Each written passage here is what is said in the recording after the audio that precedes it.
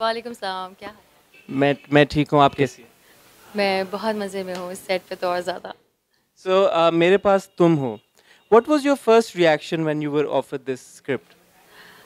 Actually जब first time मुझे ये स्टोरी सुनाई गई थी, ये 2 साल पहले सुनाई गई थी और तब मैंने कहा था नहीं, मैं ये नहीं कर सकती, ये मैं नहीं हूँ। तो उन्होंने कहा नहीं होगा, ऐसा हो जाएगा because it's a very different character. अगर आप ओवरऑल इस कैरेक्टर को देखें जो कि महविश है, वो बहुत डिफरेंट कैरेक्टर है जो मैंने आज तक प्ले नहीं किया। और as a mother and as a wife मेरे लिए इस तरह का कैरेक्टर करना एक बहुत बड़ी रिस्पॉन्सिबिलिटी भी है, एक पोर्ट्रे करना एक ऐसी लड़की को जो मैं नहीं हूँ। और इस पूरे प्ले में मुझे लगता है कि हर सीन में महविश और आयज़ा की जंग होती रहती है आपस में। वो होता है कि नहीं, ये नहीं, तो आगे से जो नदीम बेग हैं वो जो मुझसे सीन कराते हैं, मैं एक्सपेक्टिंग में हँसती रहती हूँ, नहीं, ये एक्सप्रेशन नहीं देना चाहिए। वो कहना यही तो देना है, उसने यही तो करना है। मैंने कहा अच्छा चलो। तो मेरे लिए बहुत ज़्यादा ये वाला डिफ़िकल्ट भी मेरे लिए बहुत ज़्यादा है ये वाला कैरेक्टर, बिकॉज़ ये उस तरह सोचना, एक कैरेक्टर को लेके चलना कि एक लड़की है, उसकी ज़िंदगी में उसकी ख्वाहिशें हैं, उसका एक मियाँ है, खूबसूरत सा बच्चा है, सब कुछ उसकी लाइफ में बहुत अच्छा है।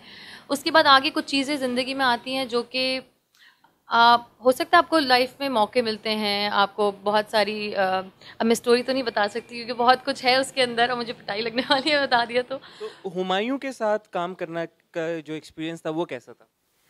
अम, मैंने उनके साथ पहले तो हमारी रिहर्सल्स हुई थी ताकि मैं पहले ज़रा कंफर्टेबल हो जाऊँ, हम सीन्स कर सकें, किस तरह बोलना है, किस तरह।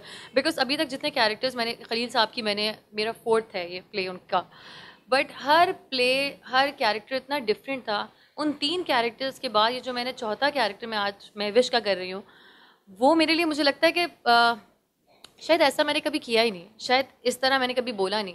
अगर वो देख जैसे नदीम भाई थे, वो देख रहे थे, मेरा कहने लगे तुम्हारा बड़े अलग सा आ रहा है, क्यों? मैंने कहा पता नहीं। मैंने कहा नहीं, कुछ कैरेक्टर तुम्हारा, कुछ चीज़ है, तुम्हारी एक्टिंग और वो मज़े बहुत अच्छी आ रही है मगर कुछ अलग सी आ रही है। सो आई थिंक ये कैरेक्टर इस तरह का है जिसने मुझे उस तरह का बना दिया जो कि मैं आज तक नहीं नज़र आई, जो मैंने आज तक नहीं किया।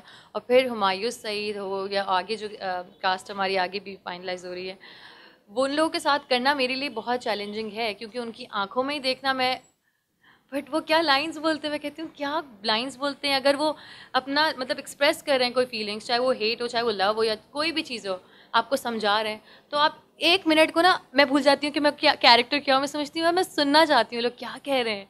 सो आपके आपके अंदर उतर जाती है उनकी बात। तो उनकी जो आइज़ के अंदर है ना एक हुमायूं, वो तो मुझे मतलब सीन्स करने में मुझे बहुत मज़ा आता है।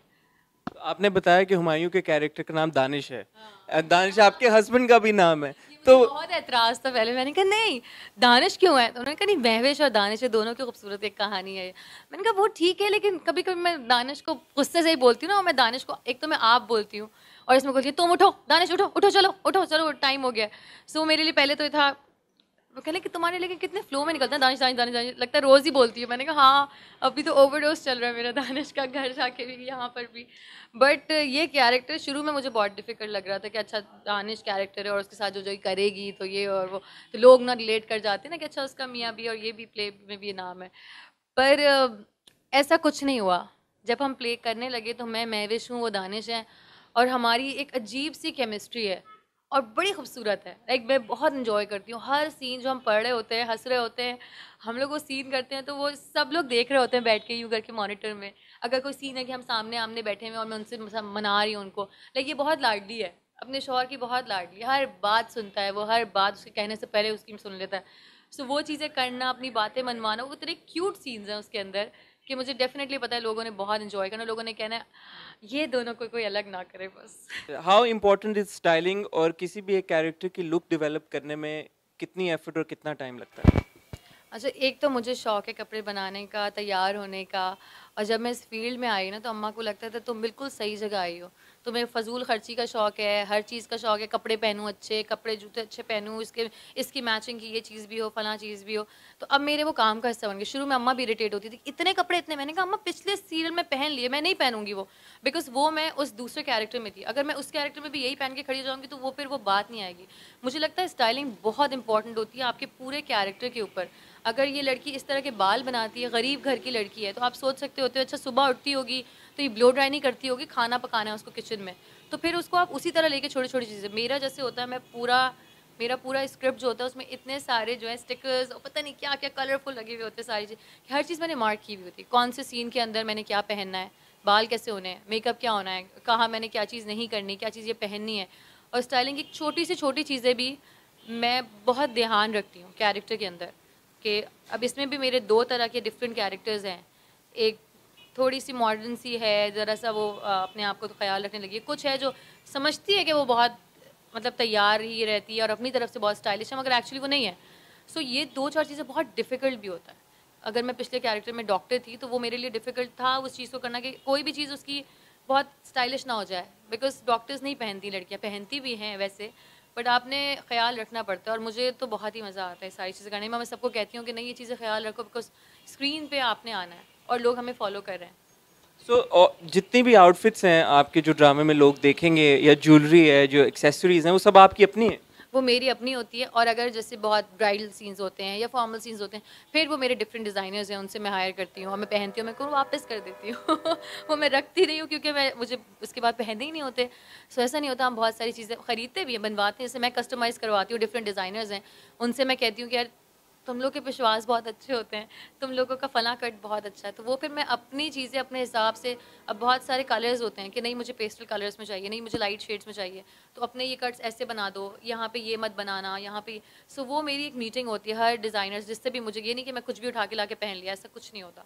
हमेशा मेरा वो जो मैं पहनी होंगी आपको कोई और पहना हुआ नहीं नजर आएगा, जबकि वो वही जोड़ा होगा, मगर उसकी स्टाइलिंग थोड़ी डिफरेंट हो जाती है। अच्छा, finally, when will we get to see you on the big screen, or will we at all? नहीं, I think, I don't know actually मुझे बड़ी स्क्रीन से बड़ा डर लगता है, बिकॉज उसके अंदर मुझे लगता है इसमें तो हमारी माफ़ी होती है। उसके अंदर जब कोई पैसे देकर आपको देखने आता है ना, तो फिर आपकी हर चीज़ बहुत अच्छी होनी चाहिए। मैं अगर कोई फिल्म देखने जाती हूँ, डायरेक्शन आपकी, आपके कपड़ों से लेके, आपकी एक्टिंग से लेके, आपके सामने कोई सामने एक्टर है उससे लेके, हर चीज़ बहुत इम्पॉर्टेंट है। और मुझे लगता है अभी हम लोगों को थोड़ा सा टाइम चाहिए सब चीज़ों को परफेक्ट करने में। अब इसी बजट हमारा, बहुत सारी और चीज़ें हैं। सबसे पहले आई थिंक अगर कोई मुझे इतनी अच्छी स्क्रिप्ट आएगी जिससे मुझे लगेगा, और मुझे बहुत शौक है एक लव स्टोरी करने का, कोई ऐसी कहानी हो जो कि बहुत खूबसूरत, 2 लोगों की कहानी हो, मगर वो लोग जुड़ जाएं, वो समझें कि ये हम हैं, या तो बाहर निकले तो रोते हुए आए या खुश होते हुए आए कि वो मिल गए। सो वो मुझे इस तरह की कहानी करनी है, और जब तक वो इस तरह की नहीं बनेगी शायद मैं फिल्म नहीं करूँगी। Thank you for your time, and we're sorry to disrupt your shooting. नहीं नहीं, इट्स ओके, यहाँ तो मज़ा आता है। मुझे तो बात करने का मौका चाहिए होता है, कोई मिल जाए जिसको कहानी सुनाती रहो। Every film that you do turns out to be this huge blockbuster. Why do you keep coming back to television? Because TV is big in Pakistan. Film भी बड़ी है, लेकिन TV is also very big. इसकी audience बहुत बड़ी है।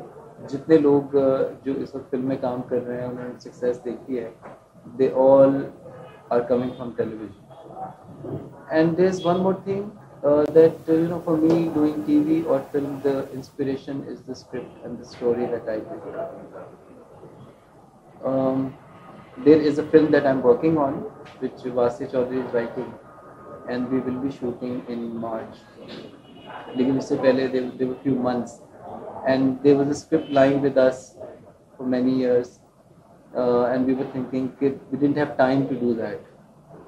So ये 3 महीने का एक ऐसा गैप निकला जिसमें me and Humayun both decided कि let's take it up and do it.